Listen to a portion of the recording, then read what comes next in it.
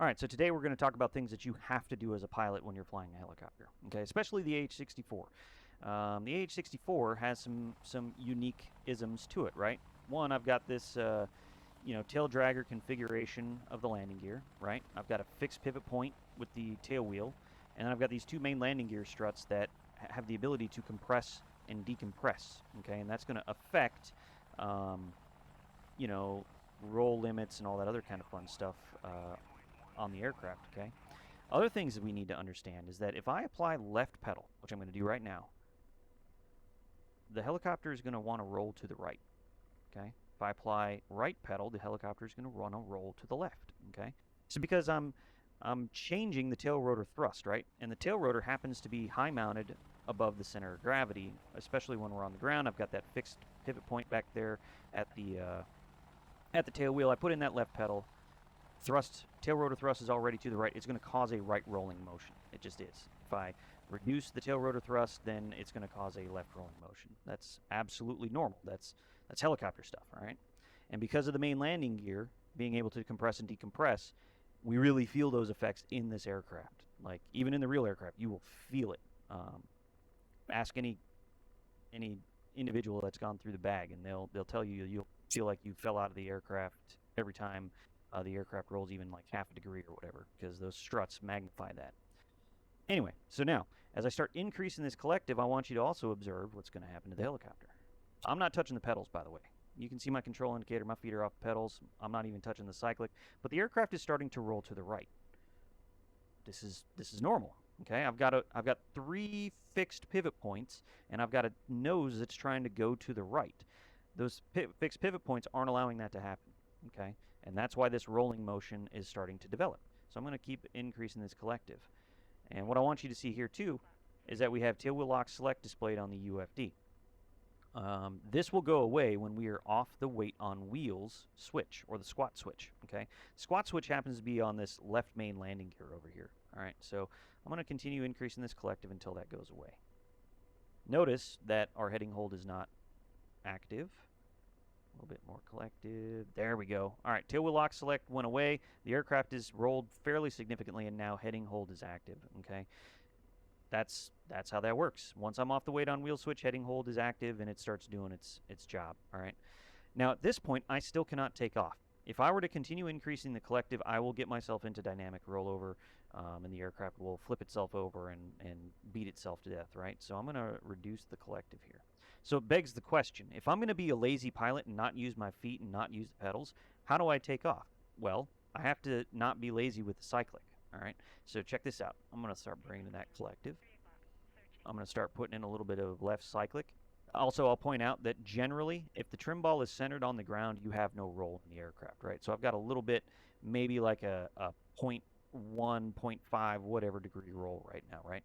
When this trim ball is fully over here, that's about 3 degrees of roll, all right, roughly. All right, so bringing this in.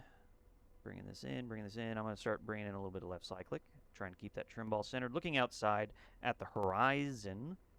I'm going to bring in that left cyclic right there. All right, aircraft is slowly starting to get light. All right, I'm just trying to keep that left cyclic in there just to kind of keep the fuselage level as I come up. Last thing to leave the ground should be that left main landing gear. Heading hold is active. It's putting in the left pedal that I, the pilot, should be putting in, but I'm being lazy, so I'm not. And I'm just going to keep bringing the aircraft on up. A little bit of half cyclic trim. All right, there we go. Back. Right about there, trim. Looking outside, and there we go. So that's the lazy way of picking the aircraft up. So now let's talk about the right way. I'm going to bring the aircraft down. All right, aircraft is back on the ground. I'm going to neutralize that cyclic. All right, so what's the right way to do this? Well, the right way to do this is to put in some left pedal as you increase the collective. All right, so check this out. I'm going to start bringing in the collective again.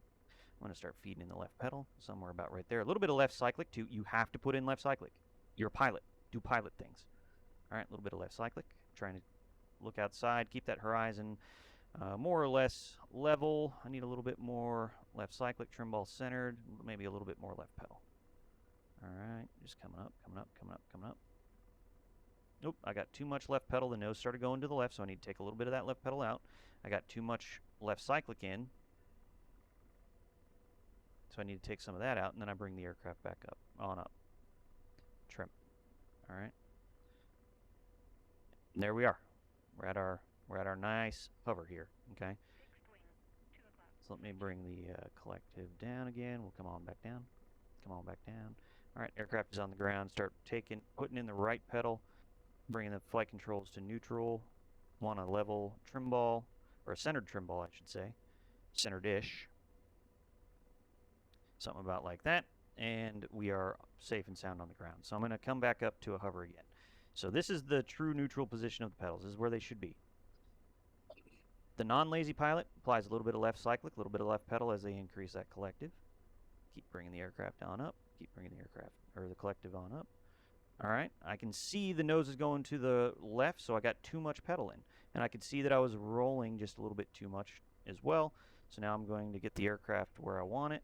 Trim, center my controls because I'm central position trimmer. And done. Trim. Once I get everything kind of, dialed in to where I want trim, now I can bring on my, whoop, that was a poor engagement. Let me redo that there. I did not have my flight controls trimmed where I wanted. Trim. Woo. There we go. Fixed wing, 3 o'clock, searching. Bring it back, right there. Trim. And trim. So we're about there. Maybe right about there. Trim. Bring on the holds. Whoops. Yeah. And there it's bringing us back to our position. Okay, so there you go. You have to fly the helicopter.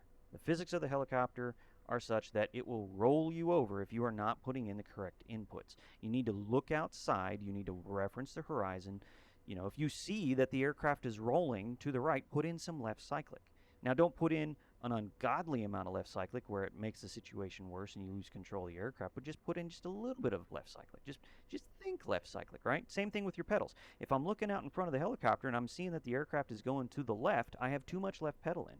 I need to remove a little bit of left pedal, apply a little bit of right pedal in other words, until the scene stops turning, all right? This is totally normal. Okay, and just based on the design characteristics of the aircraft with the main landing gears and tail wheel and all that kind of stuff and how the struts can compress and decompress, you can get yourself in situations that you would not normally get into with, say, skids.